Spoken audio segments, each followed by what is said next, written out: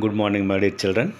After a long time back, okay, I am feeling very happy to meet you through this channel. I am BK Ramesh, JL Physics from Pathapatnam. Today, I wish to start the chapter for second year physics waves.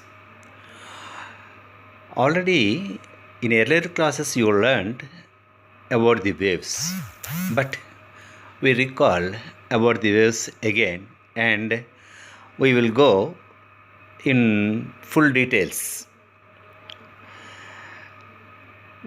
Suppose if you take a bucket of water, then put your finger in that water, you can observe the formation of the waves.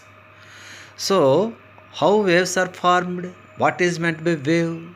That means a disturbance is created in a medium is called wave. That means simply we say that wave motion is a disturbance can be thought as that the transport energy and momentum from one point to another without transport of a matter. You see, when you go near to the tank, you can observe some waves. There, you have to observe the energy only transmitted from one place to another place, but the matter is not. So, generally waves are said to be in two types, that is mechanical waves and non-mechanical waves.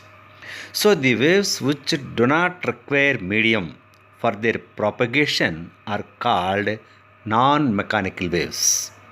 For example, infrared rays, radio waves, these are all. Similarly, waves which require medium for their propagation is called mechanical waves.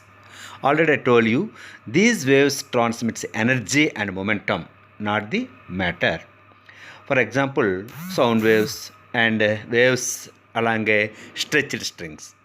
These are all the mechanical waves.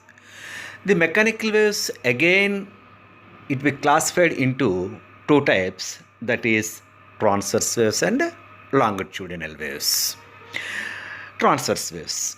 What is called transverse waves means if a particle of the medium vibrate perpendicular to the direction of propagation of the wave, then the wave motion is said to be transverse.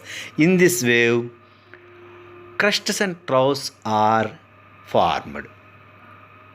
The distance between any two successive crests or troughs is equal to the wavelength of the wave, which is denoted by lambda.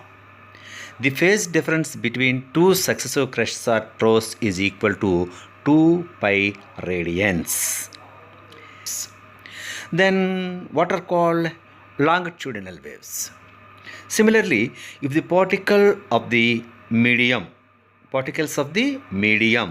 vibrate parallel to the direction of propagation of the wave is called longitudinal wave. So, the longitudinal waves creates compressions and rarefactions. Similarly, the distance between any two successive compressions or rarefactions is called wavelength of the wave, which is denoted by lambda, and also the phase difference between two successive compressions and rarefactions is equal to 2 pi radians. Then, what is the speed of the wave? We know generally V is equal to n lambda. How? V means velocity is equal to distance by time. The distance is the wavelength lambda. Time is t. So lambda by t. We can write lambda into 1 by t. 1 by t means frequency. So we can write V is equal to n lambda. Similar equation of the progressive wave y is equal to a sin omega t minus kx. Here a is amplitude, t is time period, and omega is angular frequency, and k is propagation constant. Okay, thank you.